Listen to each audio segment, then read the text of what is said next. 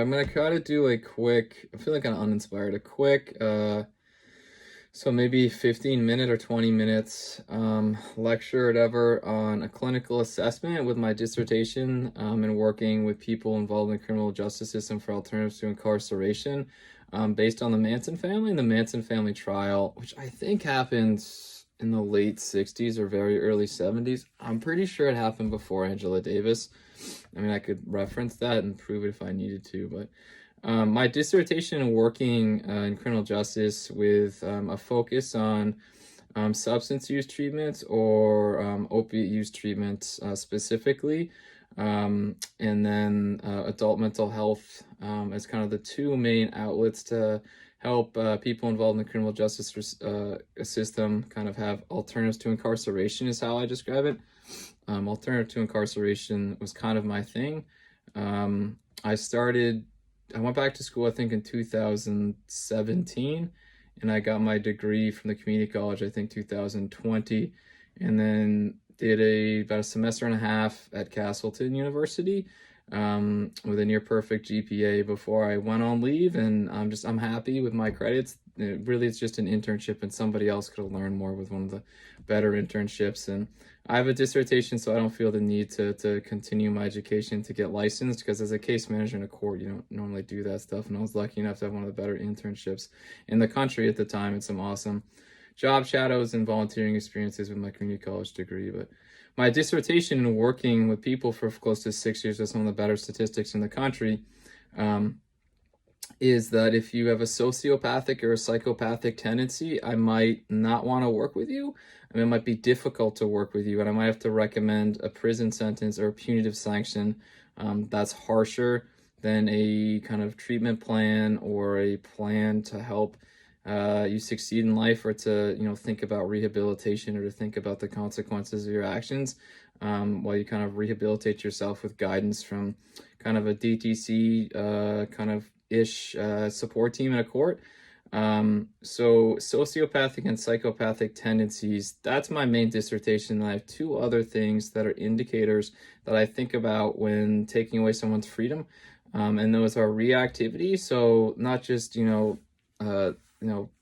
like a history of being violent, but things that we'd say like predisposed, like so indicators that you may be violent, a lot of which is based on how reactive you get and whether or not you'll act on violent impulses.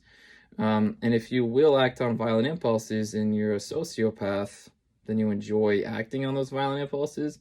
And if you're a psychopath, then you don't feel bad about acting on those impulses. And actually, it's being trained by me, and I do stuff like that. So sociopath is enjoying hurting people. Sorry, psychopath is enjoying hurting people, and then sociopath is you don't feel bad when you hurt people. That's the differentiation between those two. But if you are highly reactive, you have a chance of losing your cool and being violent in the moment. And you have to compare and contrast that. Lots of sociopaths are actually hyper intelligent. So I keep saying sociopath. Lots of psychopaths are hyper intelligent. So they'll think at a really high level. So oftentimes they won't act on those impulses. So if you have a low score on a reactivity assessment, but you have lots of indicators for a psychopathic tendency, there's a chance that you might still be violent even though you're not reactive. And what I'm gauging with indicators for being violent is normally reactivity, and how the person's affects whatever affects their ability to be violent, or the potential to be violent. And the third thing is their moral compass. And I use Kohlberg's kind of like model for like how do I say this nicely? Like level 6 and level 5. So level 6 is we've come to our own understanding of what right from wrong is. Level 5 is our own understanding is a lot of our peer group. So even if I think I know what's right and wrong, my parents are a big influence on that. The people I hang out with at work are a big influence on what I think is right from wrong. So very few of us get to that upper level of I have clearly defined what's right and wrong on my own morals. And very few of us, at least that are men, get to that point until you're 33. And very, very, very few people will be anywhere near that before 21 to actually determine their own thing of right from wrong. So Kohlberg's fifth and sixth levels indicate whether or not your ability to know right from wrong is based on the people you surround yourself with or your own independent thinking. And when you put those together, what you have is, does the person enjoy hurting people? Does the person not feel bad when they hurt people? Do they have a risk to harm someone because of, their temperament or their reactivity or kind of how they respond to external stimuli? And then do they decide what's right from wrong? Have they decided what's right from wrong? Or do they surround themselves with a peer group that kind of dictates that for them?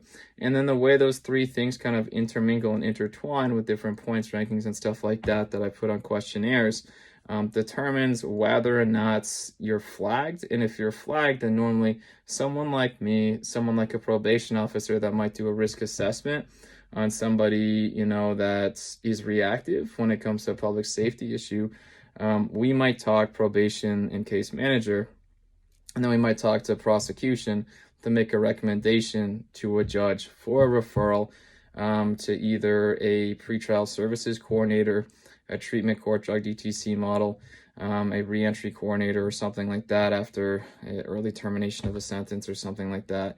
Furlough in the state of Vermont, I think is what they'd say.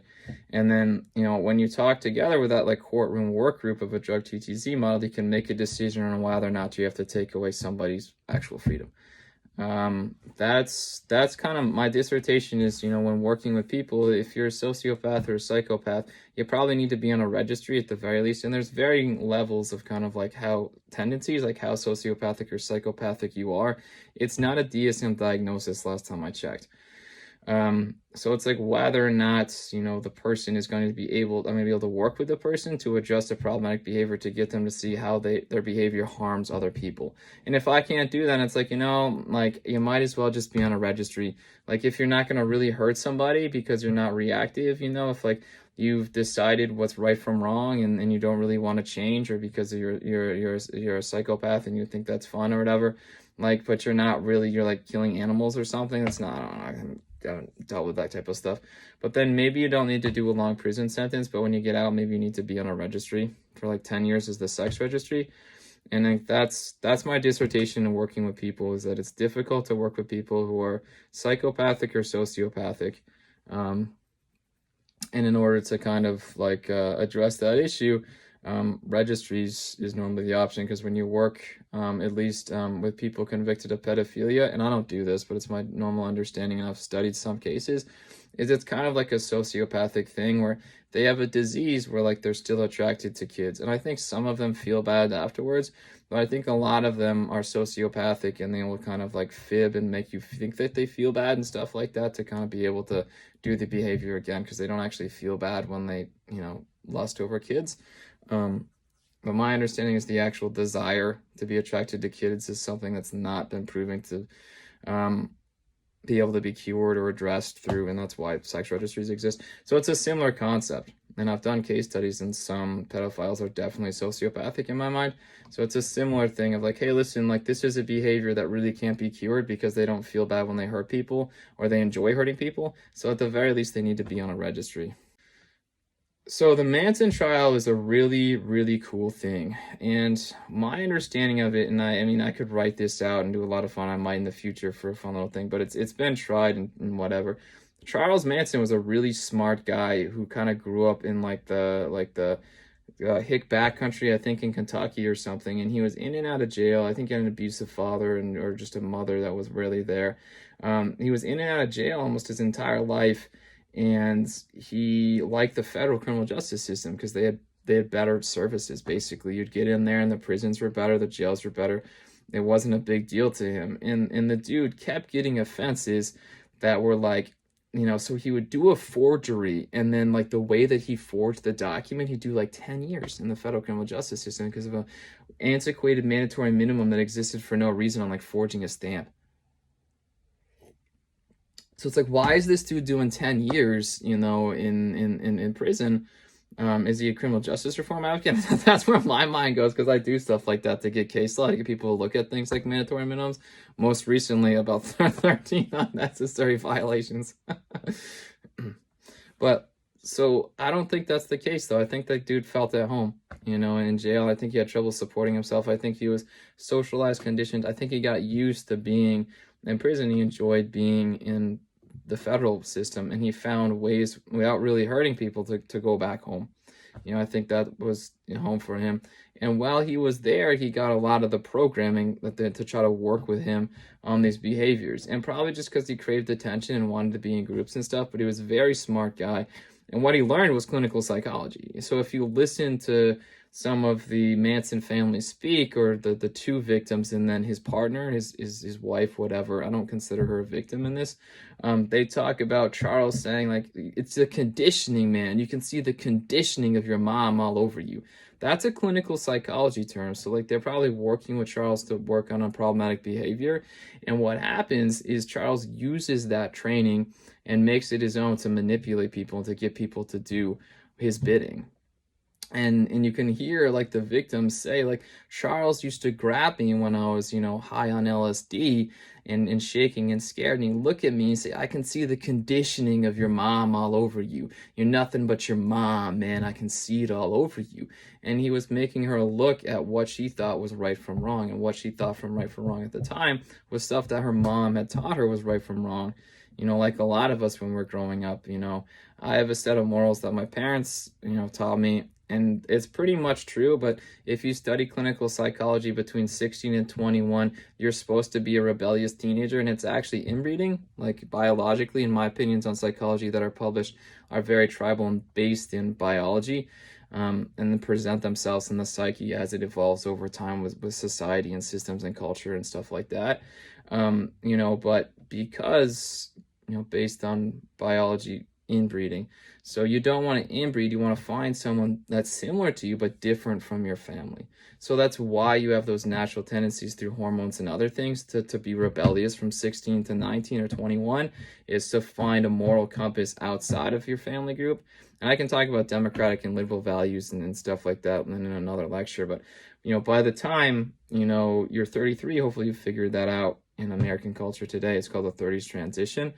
But it's really designed biophysically as human beings, psychologically, for inbreeding. And what it does, it allows us to find and start a family with somebody that's not going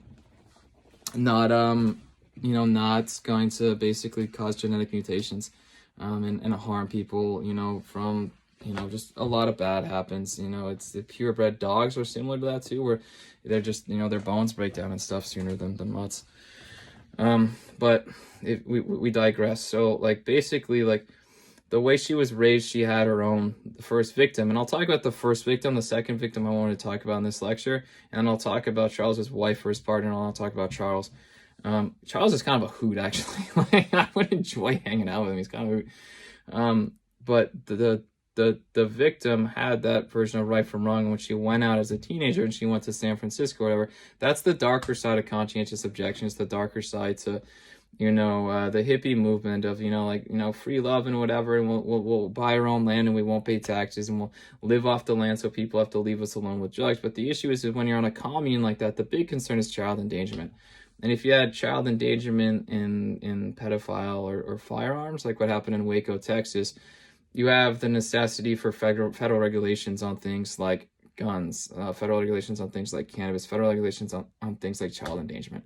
So you can't have a hippie commune and have your kids before they're 16 to make their own choice. You can't make the choice for your kid that they're going to know nothing but, farming, like organic farming.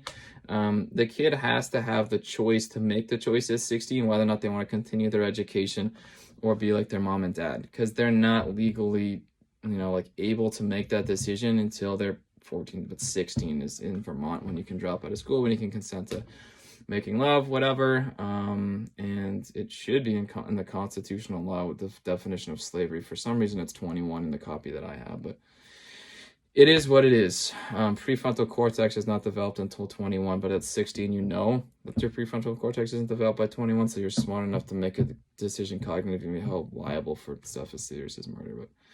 But long story short is she left home at 16 or 17, and she met Charles, and Charles, was an aspiring singer.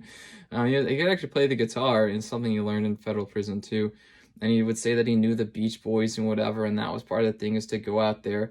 And I don't think he was much of a singer. So what he was saying is like, we can be actors. You know, that was actually his thing with the Manson family. And I think they were squatting or something, but this is conscientious objection. It has its roots in the 60s of people not agreeing with the man when it comes to smoking pot and stuff like that. It actually does. You know, so the Manson family was like squatting on this land. I think it was in California, and there were quite a few of them. But when you look at the Manson family trial, there's three of them, two victims, and then his wife, and then Charles. And the three victims were, or the three women were housed together.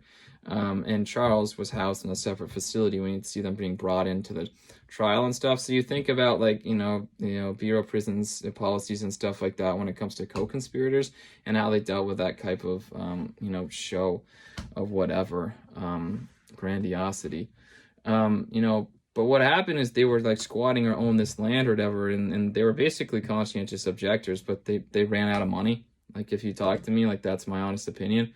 And Charles basically convinced them to commit home invasions and do robberies, armed robberies, and people's safes and stuff like that in ritzy places in California because they ran out of money and they needed to feed themselves. And basically, they were getting acid, and Charles knew how to get acid, and he was a smooth talker and a strong guy that could carry himself in prison, so women felt safe around him.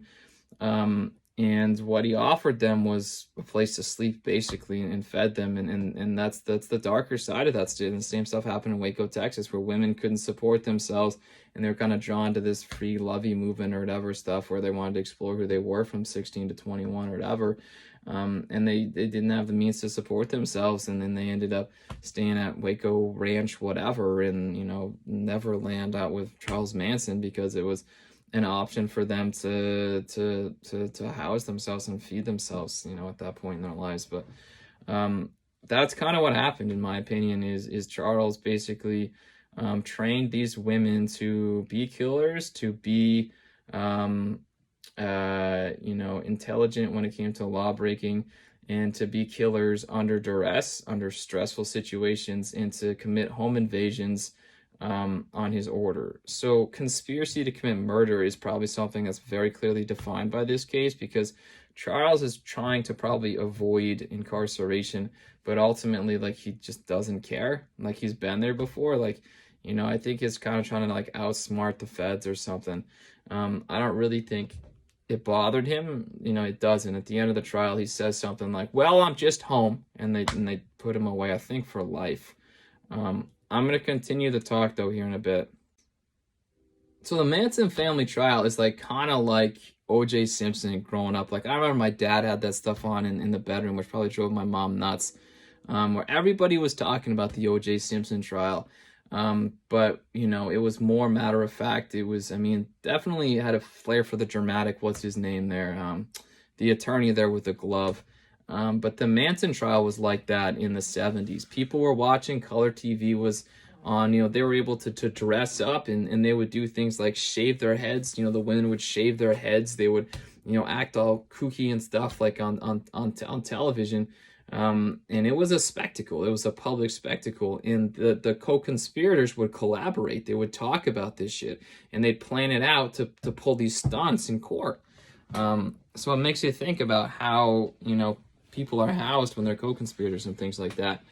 But basically, what happens, in the Manson trial, if we backtrack, is they're on his land, they're on, whatever land. I think they might have been squatting. And what he was selling them is like, we're going to be famous. Like, you want to be actors, it's acting. And here's how you act. And this is a guy that I said has training in clinical psychology. Like, people tried to train him. Definitely a sociopath, probably a psychopath. They trained him, but I mean, like a funny guy, nonetheless. So like, honestly, like, I'm talking about indicators and not like a diagnosis. I think he does feel bad, like he cares about people. So I'm probably more sociopathic than psychopathic, but I mean, he definitely ranked pretty high on that stuff.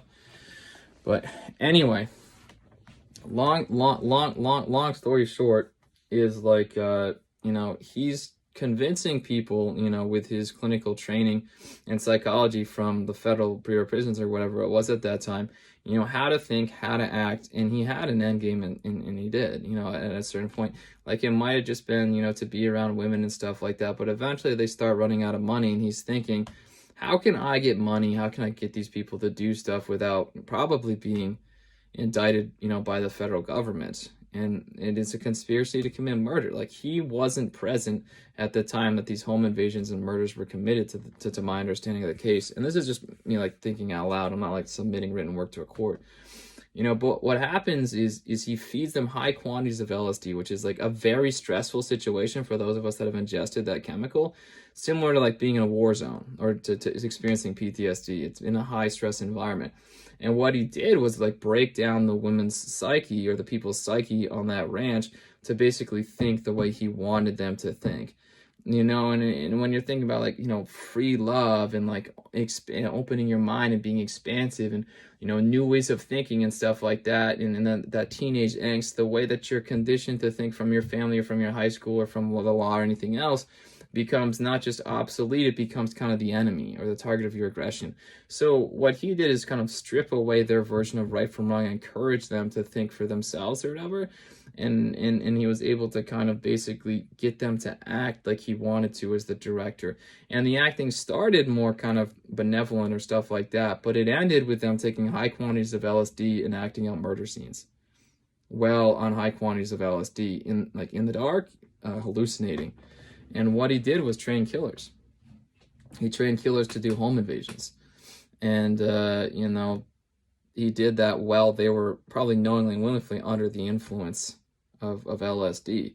And he did that with the training that he had, the clinical training that he had, from the Bureau of Prisons and things like that. And that's kind of Charles. Like, the dude's a hoot, like, he cares about people to some extent. He enjoys the company of people and stuff like that, but he really doesn't feel that bad when people get hurt. And I think he can like get off on kind of like when people, get hurt, but I don't think he's a sociopath to the extent that he really enjoys killing. I don't, honestly, especially with some of the other stuff with like the forgeries and things like that. But what happens is Charles's wife or his partner, or whatever, she knew him from Kentucky. The redheaded, that's like super creepy, like the sociopath, bro. Yeah. She was Charles's wife or whatever from Kentucky, his partner, and she's a sociopath. Psychopath. I keep saying sociopath, and you like write something down. She's a psychopath. So meaning she enjoys killing. She does. Like, you can just see it all over. It's like, yeah, it's paying us to act. I'm like, yeah, it's murdering people, bro. Like, you're okay with it. And she would be like the ringleader, and she and Charles probably talked about stuff that none of the other people did. If you're talking about like rings of a conspiracy. But she's a psychopath to me, and she can try on different faces or whatever, but her actual personality, besides like trying on other personalities, she's not dissociative identity. Her actual personality, besides like trying on other personalities, she's not dissociative identity at all. Is a psychopath. She's a psychopath. So for someone like her, who enjoys killing, who has demonstrated that she isn't regretful or remorseful, I would actually recommend, probably life in prison. I don't think there's any possibility for her to get out. If I was in some place like Texas, and I know I'm going to catch flack for this in Vermont, I don't have a problem with the death penalty. I don't. In Vermont, I do. I would be fine with her, especially if she sought that, to be put to death, and especially if the victim's family wanted that. Those would be kind of the things that I would consider with a death penalty case. I don't think California has death penalty anymore. I'm trying to think. Angela Davis capital murder, they might. I don't think they do anymore though. But then the second case study, so that's Charles and his wife, and Charles is still incarcerated, I believe. And Charles, I'm actually okay with Charles getting out, either with compassionate parole with his old age is probably something that exists with his current sentencing, or just to get out on a registry, and probably would look like lifetime supervision. That would probably be my plan for Charles, and honestly, like, it's just a waste of money, and lots of people enjoy being around him. The dude is kind of a hoot. He is funny.